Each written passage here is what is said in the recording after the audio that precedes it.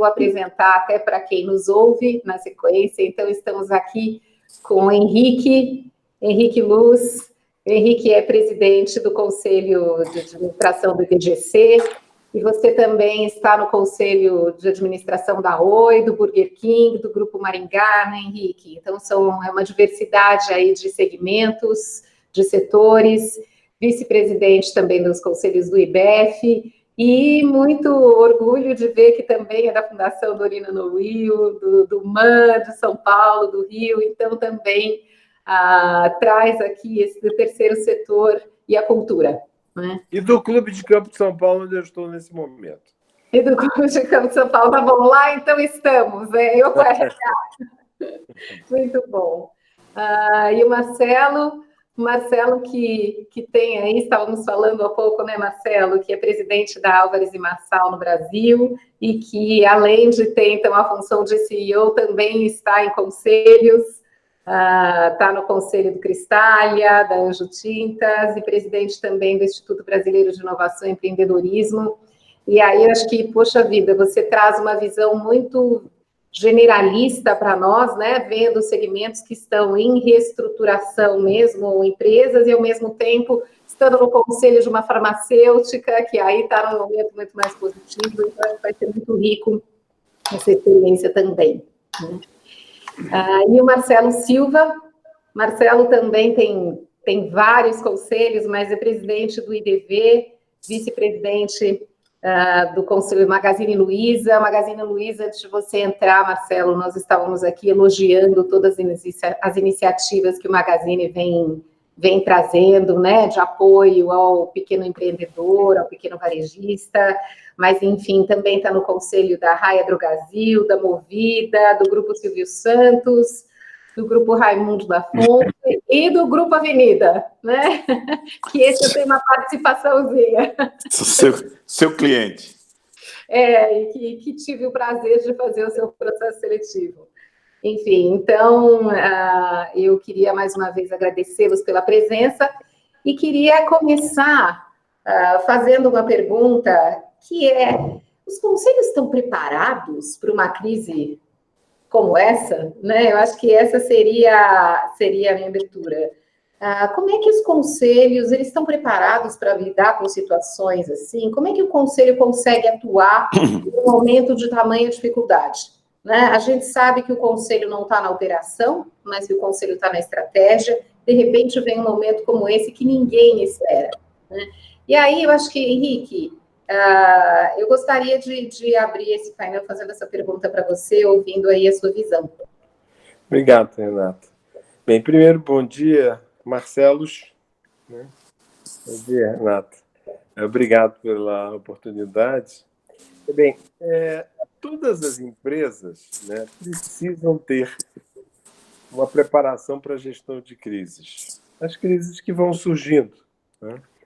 E precisa ter uma preparação para a continuidade de seus negócios durante a crise e no pós-crise. Isso é normal as pessoas poderem ter. Eu costumo dizer que aviões caem, navios naufragam, auditores erram, e essas coisas têm que ser lidadas.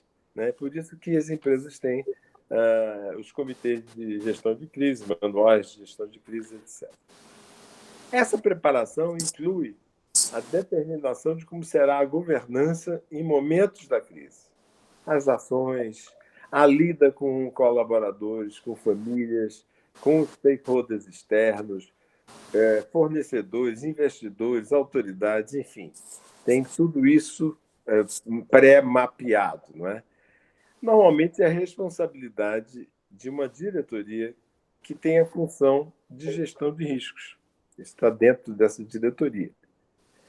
Governança, a gente gosta de dizer que não é one size fits all. Né? É uma jornada, né, que vai se aprimorando no tempo. Né? Então, a governança não pode dizer assim, pego o código de melhores práticas de governança do IBGC, eu sigo inteirinho. Mentira, que não segue, né? Porque não precisa seguir, que depende dos níveis em que você está, etc, etc. E tal. Então, a jornada de governança. Em uma boa governança, essa diretoria que eu mencionei tem comunicação direta e independente com o Conselho de Administração, o que pode ser via de um comitê assessor, que, notadamente nesse caso, seria um comitê de riscos. Às vezes, tem o Comitê de Auditoria, Riscos e Controles, por exemplo. Depende das empresas. Em tese, um conselho de administração está, sim, portanto na linha de sua pergunta, preparado, quando boa governança existe, para lidar com situações de crise. Agora, Covid-19 definitivamente não é crise previsível, nem por Nostradamus contratado como consultor a peso de ouro. Então, Covid-19 não é uma crise previsível. É outro bicho, é o que a gente chama de cisne negro, como o Nassim Taleb batizou, não é? E é um evento completamente fora, imprevisível, baixíssima improbabilidade, normalmente, mas com uma intensidade de impacto gigantesco, consequências sequer mensuráveis, né? Então, num momento como esse, o Conselho precisa estar muito próximo da diretoria executiva. Acho que a receita do bolo é Conselho muito próximo da diretoria executiva, que é o que a gente está vendo. A diretoria executiva é quem gere a crise, mas é preciso de um conselho muito próximo para dar guidance para eles e dar suporte. As reuniões de conselho, que antes eram mensais, no meio dessa crise aí, estão sendo semanais. Eu tenho tido reuniões, às vezes, depende do setor, aí 2 vezes por semana, com a presença da gestão, acompanhando a crise. Temos dashboards de crise que a gestão faz para o Conselho todos os dias, né? Então, a gente tem vivenciado algo que não é do trivial, do planejamento de uma crise, é completamente fora, mas que depende também de setor para setor o impacto disso. Renata? Tá ótimo. Marcelo Silva, eu vou ter que chamar pelo sobrenome, temos 2 Marcelos, né? Então, eu queria, se você pudesse também trazer um pouco da realidade que você vem vivendo, né? Também, você atua também muito no varejo, né? E varejo nós sabemos o quanto está sofrendo, né? Como é que vocês estão lidando enquanto conselho? Bom dia a todos. Muito obrigado, Renata, pelo convite. Eu sigo basicamente a mesma linha que o Henrique comentou. No IDV, só para vocês terem uma ideia, o IDV tem 70 associados e nós temos reuniões semanais. Os comitês do IDV, trabalhista, tributário, de finanças e contabilidade, muda a CVM, os procedimentos e tal, e a gente tem que atuar. Então, isso é para mostrar para você uma entidade que tem 70 associados. Quando você vai para as empresas, então na linha que o Henrique falou, é muito próximo. O Conselho de Administração tem que estar muito próximo. Não são reuniões mensais, são reuniões semanais e, às vezes, reuniões extraordinárias. Só para você ter uma ideia, o Conselho se reuniu para aprovar as debêntures que saiu ontem do Magazine Luiza. Entende? Então, é assim, o Comitê de Finanças, que assessora o Conselho de Administração, se reúne com mais frequência ainda, porque tem que olhar o caixa. Enquanto que a diretoria executiva olha o caixa todo dia e senta em cima, e o CFO e o CEO aprovam os pagamentos, porque a gente... Henrique é um mestre, então tudo que ele está dizendo está caindo aqui para o aluno dele. Não. Então, é assim, deixa eu dizer, o caixa é rei. Então, a preocupação não é a demonstração do resultado. A demonstração do resultado, a gente vai cuidar dela no segundo semestre. Porque o mês de março, de abril, para a maioria, grande maioria das empresas já foi. Entendeu? A quarentena está aí. Então, para as empresas de varejo, é um negócio seríssimo, né?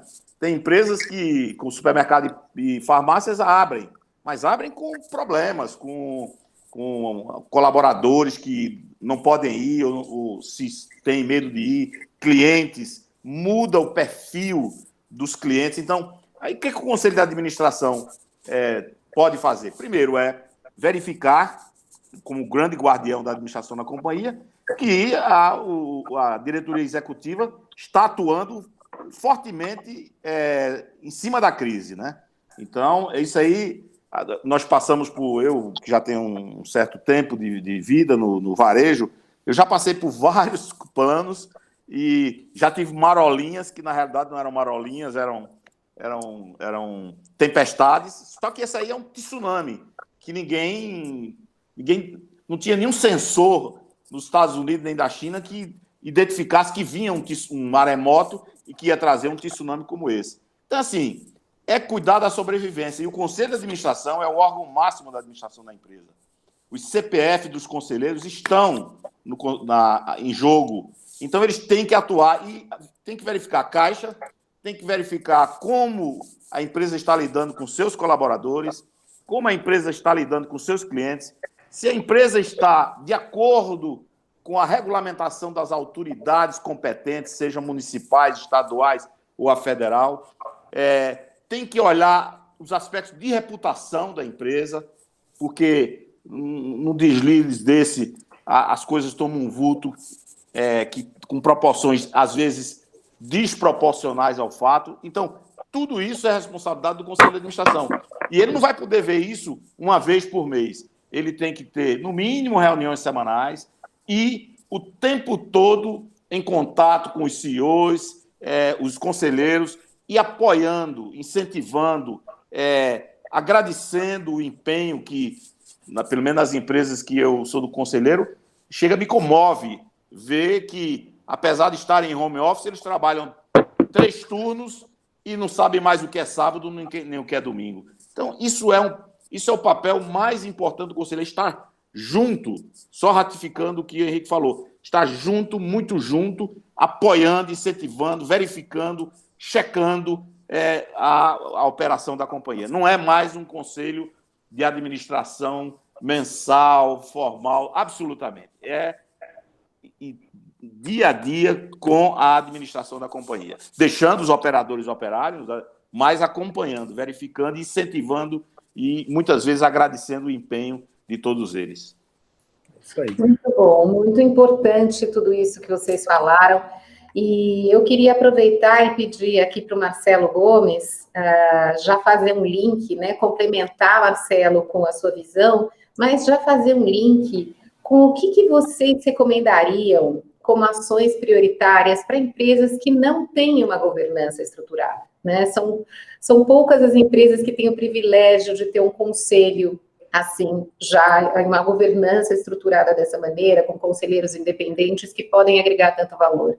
Então, o que a gente poderia recomendar aqui para empresas que não têm essa governança estruturada? Primeiro, obrigado pelo convite, Renata. Marcelo, Henrique, é um prazer estar com 2 feras aí de governança, aprendendo um pouquinho com vocês. Eu te diria, Renata, que essa crise é bem diferente da outra. E talvez esses 2 sejam culpados de muita coisa do que nós aqui estamos vivendo na própria Álvares hoje. Como eu falo de culpado, porque a governança no Brasil da crise, da última grande crise que eu vivi em 2008, a crise americana do Lehman Brothers, que gerou a crise global, o modelo de governança nas empresas brasileiras ainda não estava bem implementado. Ainda não tinha o que a gente tem hoje. O IBGC tem muita responsabilidade disso, feras como eles participaram de tantos conselhos e ajudaram a criar um modelo de governança. Hoje você tem uma governança muito mais madura nessas empresas. Então, quando o Marcelo diz que o Conselho hoje está atuando muito mais fortemente, é devido ao próprio amadurecimento do Conselho e a representatividade e responsabilidade, como ele disse, o CPF no jogo. Então, mudou muito do que eu vi naquela época e do que eu vi agora. E eu pego bem pragmático para vocês, bem prático, né? Nos últimos 20 dias, nós fomos contratados por 4 conselhos. A Álvares, empresa de reestruturação, foi contratada pelo Conselho para assessorar o Conselho na crise. Não é para assessorar a empresa.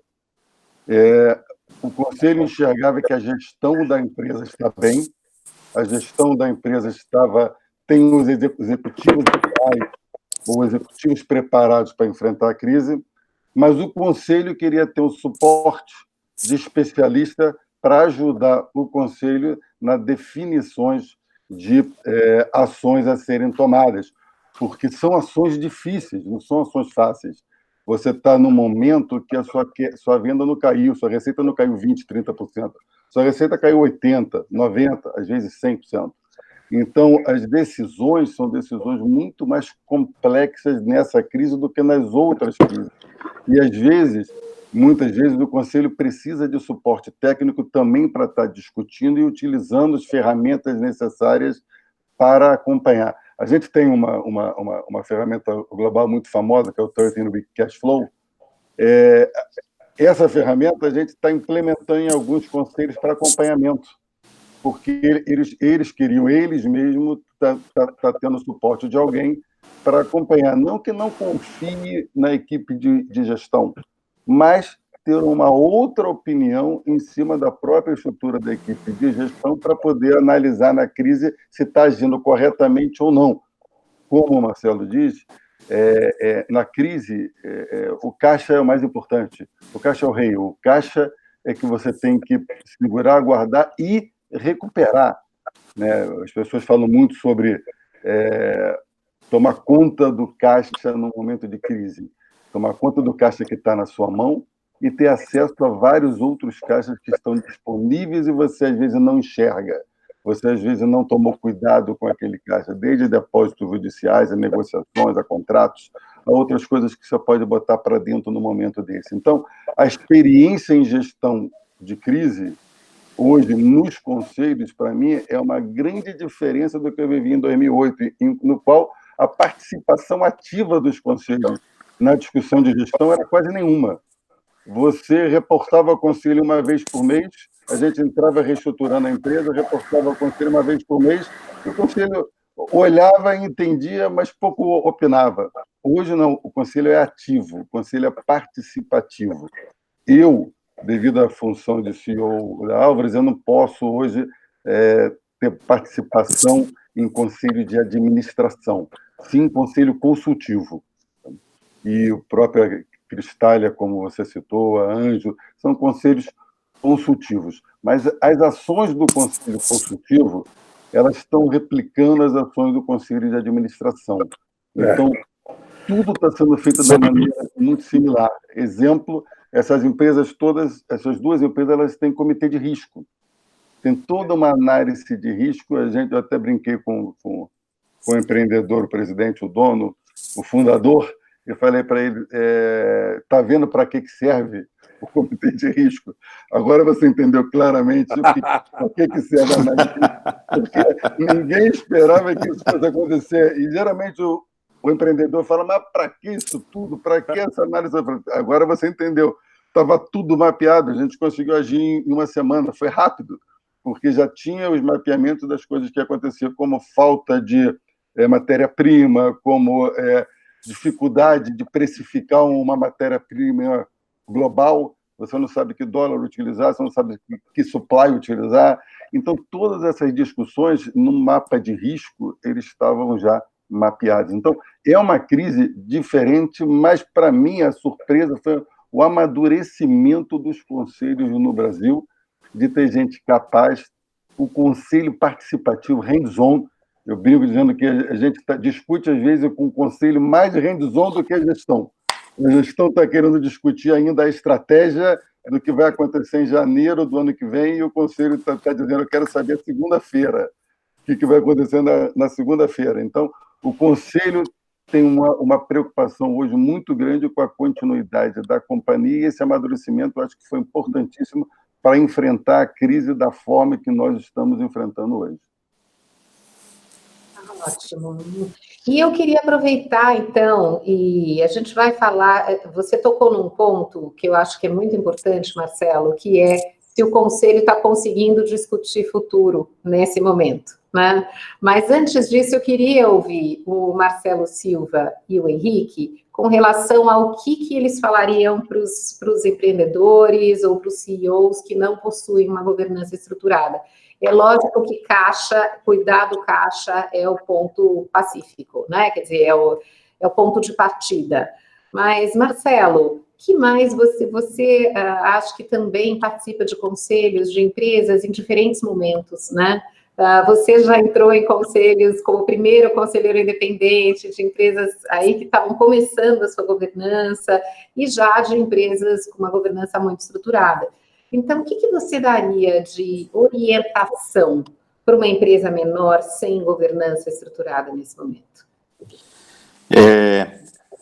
Veja bem, o primeiro momento é esse, é a crise de hoje, de amanhã, o caixa todo dia, caixa é rei, como nós já falamos, todos três, mas a gente tem que também começar a olhar um pouco para frente, porque vai haver uma retomada das atividades. Como essa retomada vai se dar? Isso olhando ainda o curto prazo da retomada. Daqui a um mês, daqui a 2 meses, não sabemos, mas a empresa está, vamos dizer, só por dizer que 80%, 90% ou até mais do foco é a administração do dia a dia, perfeito, mas ele tem que já começar a dedicar 5%, 10% do seu foco, isso é simbólico, para a retomada. E também, principalmente no nível de CEO e de conselho de administração, também olhar um pouco mais na frente para ver de que forma a empresa vai retomar o seu plano estratégico. Eu tenho visto e discutido com os meus colegas em conselho que caixa todo mundo está ciente, reduzir custos, despesas, de modo geral, é o que se faz normalmente, e eu sempre digo, deixa a folha por último, vê tudo que pode ser cortado. A maioria das empresas que eu trabalho é varejo, porque toda vez que a gente cortar alguém, a gente está cortando um cliente da gente, entendeu? A gente está deixando de que os clientes do varejo não tenham emprego e, portanto, não vão consumir. Então, isso é um bumerangue que eu não sei quanto tempo vai demorar a voltar, mas vai voltar para a gente. Por isso que o IDV recomenda não demitam, façam todos os passos de férias e de banco de horas, etc, etc. Agora tem a possibilidade de fazer redução de jornada, redução de salário, mas não demitam. Como diz meu primeiro livro, gente não é salame para estar fatiando. Mas olhem as receitas, olhem que oportunidades vocês têm de aumentar as receitas ou já começar a trabalhar com uma intensidade muito maior do que antes, numa situação normal, e como a empresa pode ir modificando os seus processos de vendas, a sua forma, a automação dos processos, o seu online. Então, a gente olha o caixa, tem que olhar, é rei, e, consequentemente, as despesas, e fica aguardando que termine a quarentena.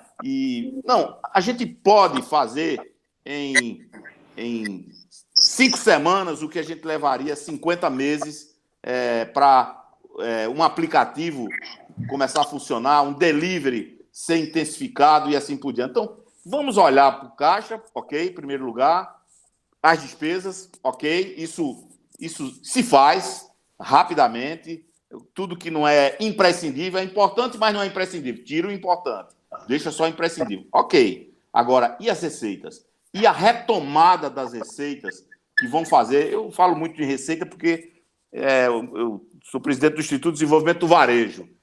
A maioria, quase todas as minhas empresas que eu sou do conselho é de varejo.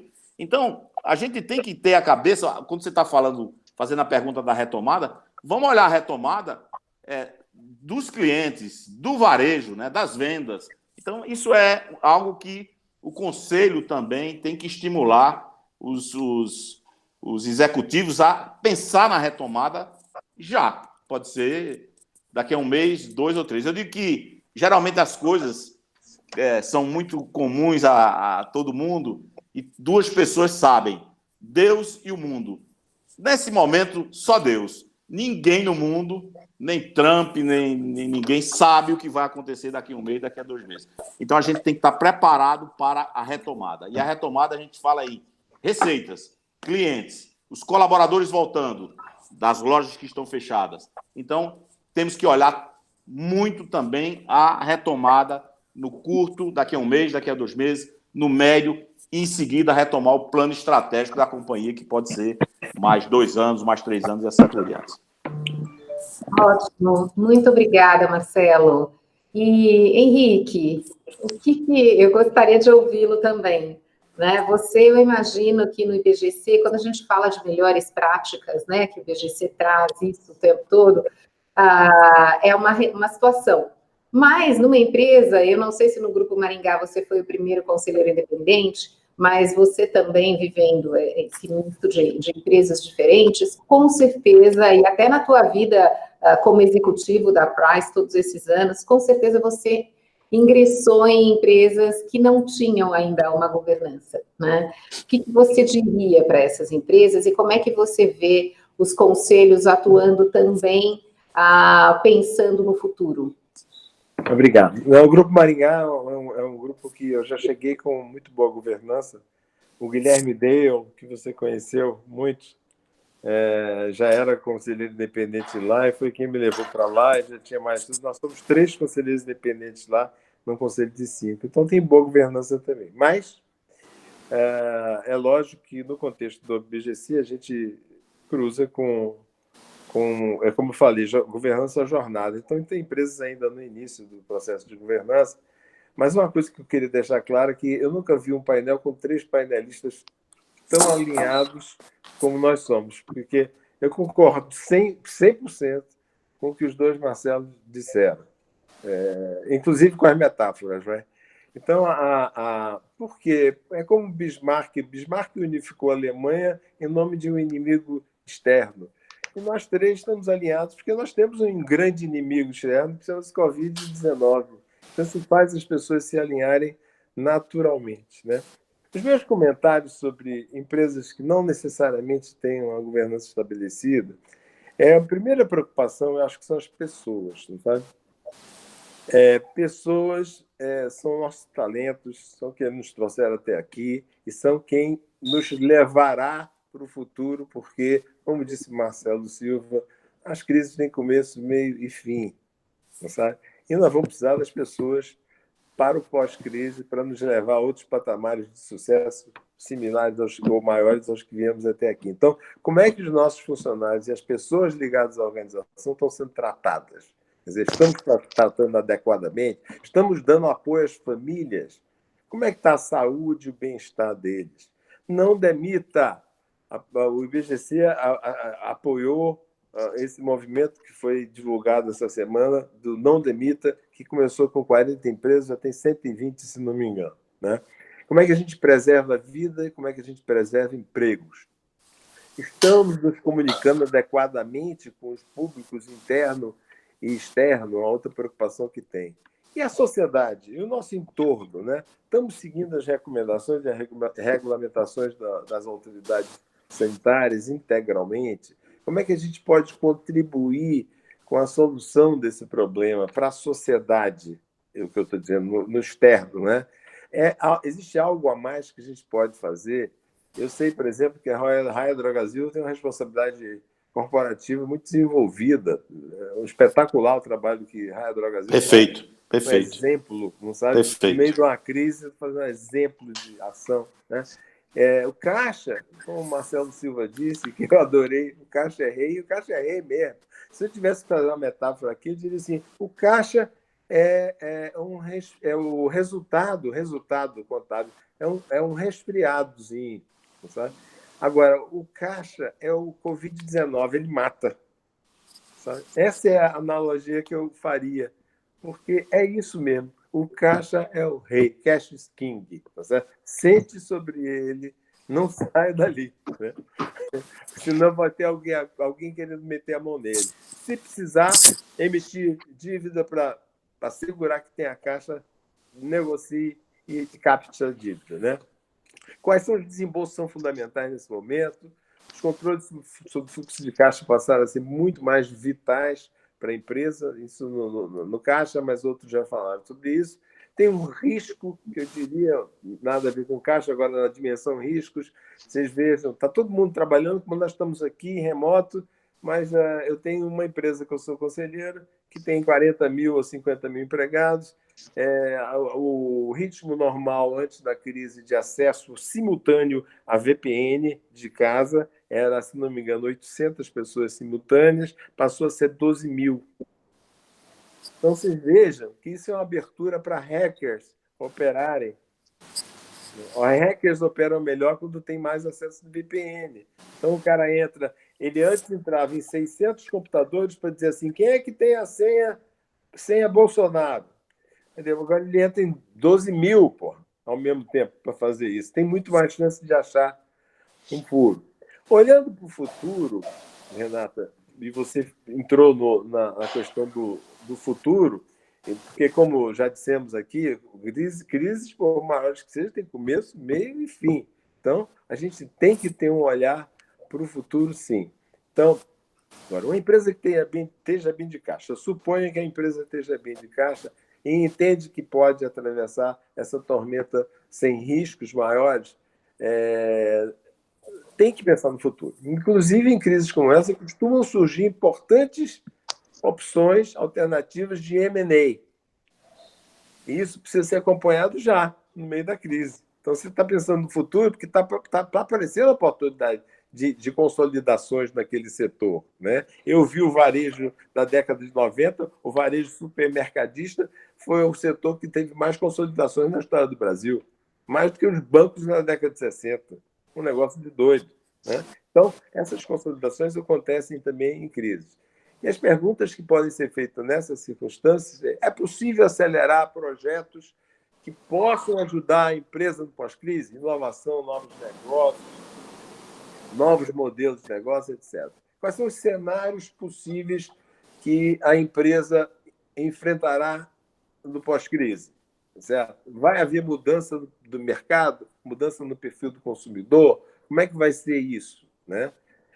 Então, considerando isso e a própria transformação que já vinha sendo feita no mundo, né? Como é que ela vai se impactar por essa Covid-19? Nós já vimos transformação em velocidade exponencial. Aí vem a Covid-19. Como é que vai ser isso tudo junto numa cesta? Como é que isso impacta o meu negócio? Que tipo de aprendizado nós tiramos dessa crise? Enfim, esses são meus comentários sobre uma empresa que não necessariamente tem governança, mas que precisa encarar uma crise, e para cenários de empresas de caixa e sem caixa. E falei também um pouquinho do futuro que devem estar focados, né? Renato. Tá ótimo. Eu queria muito agradecê-los. Eu aí disse que ocuparia meia hora do tempo de vocês, né? Nós usamos já esse tempo, mas eu queria também aproveitar e abrir, caso vocês tenham alguma pergunta para fazer um ao outro. Renata, eu só queria... A gente conversou um pouquinho antes até, e eu só queria ressaltar uma coisa que eu acho importante nesse momento de crise que nós estamos vivendo, que essa crise tão diferente, né? Eu acho que os empresários no Brasil estão dando um belíssimo exemplo de solidariedade, de comprometimento social, de preocupação com o concorrente, preocupação com sua cadeia, preocupação com as pessoas. Tem sido, para mim, uma grande surpresa e um aprendizado enorme que, nas outras crises, a gente não vivia isso. Essa é uma crise humanitária e as pessoas estão muito preocupadas com toda a cadeia produtiva e preocupadas com o ser humano. Eu acho que a participação do empresariado, ajudando o governo, que não tem a capacitação de fazer tudo que tem que ser feito em tão pouco tempo, ajudar todos que têm que ser ajudados em tão pouco tempo, eu acho que tem sido espetacular, tanto em matéria de doações, como em matéria de ideias, em matéria de implementações, em matéria de discussões. Eu vou pegar um exemplo para vocês, bem pragmático. Ontem nós estávamos em um call com o BNDES discutindo, a gente ajudou ao Ministério da Fazenda na estruturação das medidas emergenciais. Nós desenhamos a implementação dessas medidas para eles. E ontem a gente estava discutindo com o BNDES e aconteceu uma coisa inacreditável. Um dos grandes concorrentes nossos do Global estava no mesmo call. Então, estávamos nós, o nosso concorrente o Global e o BNDES discutindo a solução que o BNDES poderia implementar para varejo, middle e small markets, pequenas e médias empresas de varejo. É uma coisa inacreditável. Eu jamais estaria com o meu concorrente sentado discutindo alguma coisa para implementar, para que o BNDES implementasse. Então, isso é uma preocupação geral hoje do empresariado, que eu tiro o chapéu, estão todos no Brasil de parabéns por um momento desse, todos estarem preocupados em realmente na sobrevivência das pessoas, das cadeias produtivas e do Brasil, porque não adianta a gente fazer uma companhia sobreviver, senão não vamos ter Brasil no dia seguinte. Então, a preocupação com o Brasil é fenomenal, e eu acho que estão todos aqui de parabéns. Muito obrigada, Marcelo, por você trazer isso, porque eu acho que nós falamos rapidamente no início, mas é de verdade o que também todas as esferas, todos os executivos que eu converso, sejam empreendedores ou CEOs, a preocupação em manter os empregos, a preocupação com as famílias, a preocupação de arranjar um cenário em que todos consigam sair da melhor forma possível. Esse tem sido o tom de todas as pessoas que eu converso, né? Algumas empresas, e aí, Marcelo, acho que vale a pena fazer uma menção para o Magazine Luiza, porque nós citamos, antes de você entrar, né, dessa frente de ceder a plataforma para empresários pequenos, para pequenos varejistas, para que possam também fazer venda online, enfim. Exemplos como esse, que estão sendo seguidos nas empresas, logicamente, que têm mais condição de fazê-lo, porque existem outras empresas que não têm condição de fazer tanto pelo outro, mas que se fizerem o seu papel, né, que é o papel de manter os empregos, de pagar os fornecedores, quer dizer, fazendo todas as negociações, mas de pensar na cadeia, esse já é o papel mais importante, né? E até, Marcelo, não sei se você quer fazer algum comentário a respeito disso também. Olha, no IDV, desde o primeiro momento, né, são 70 empresas, nós recomendamos, e a grande maioria tem seguido, de preservar os seus colaboradores, né? Quando a gente está preservando em 70 empresas do IDV, eram 780 mil funcionários, isso foi balanço de 31 de dezembro de 2018, agora estamos atualizando o de 31 de dezembro de 2019, isso deve estar perto de 1 milhão. Então, assim, não demitam. A primeira coisa a preservar são os empregos. Depois você vai resolver os problemas dos pequenos e médios fornecedores, prestadores de serviço. Aqueles que têm dificuldades de caixa nos próximos meses, negociem com seus grandes fornecedores, com os bancos, com os shopping centers, mas a primeira coisa a preservar são os colaboradores. Isso a gente tem visto maciçamente, a ponto de se fazer campanha. Eu concordo totalmente com o Marcelo Gomes, porque é isso que eu tenho vivido. Não preciso citar, por exemplo, o Magazine Luiza, tem um comunicado que saiu hoje sobre todas as ações do Magazine Luiza, o que a Raia Drogasil, a Movida, todas as empresas que eu estou participando de conselhos de administração ou consultivos, estão imbuídos desse propósito de olhar o que passou do ano passado, principalmente para cá, a ser um dos principais avaliações do mundo financeiro. Environment, Social and Governance. Então, eu tenho certeza que, apesar do mal que o Covid está fazendo, eu creio nisso, né? Eu tenho a esperança de que ele vai deixar, infelizmente por um caminho muito doloroso, vai deixar um legado que é esse que você falou, Marcelo, de que os empresários, as lideranças, têm que rever o nosso mundo. Nós não podemos ter bilhões de pessoas na situação em que o mundo vive. Então, e são as lideranças que têm que, o nome já está dizendo, que tem que liderar esse processo de mudança da nossa sociedade. Então, os empresários brasileiros, todos com quem eu tenho lidado, têm dado um exemplo rigorosamente na linha em que você está falando.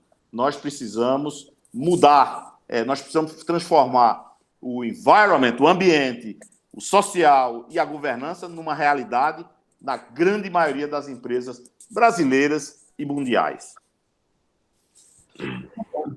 Bom, eu queria muito, mais uma vez, agradecê-los, né? Estou fechando aqui o nosso painel, foi muito rico, eu tenho certeza que as pessoas que nos assistirem aqui vão ter tido, como o Marcelo Silva falou, uma aula de governança, né? Muito obrigada pela participação de vocês.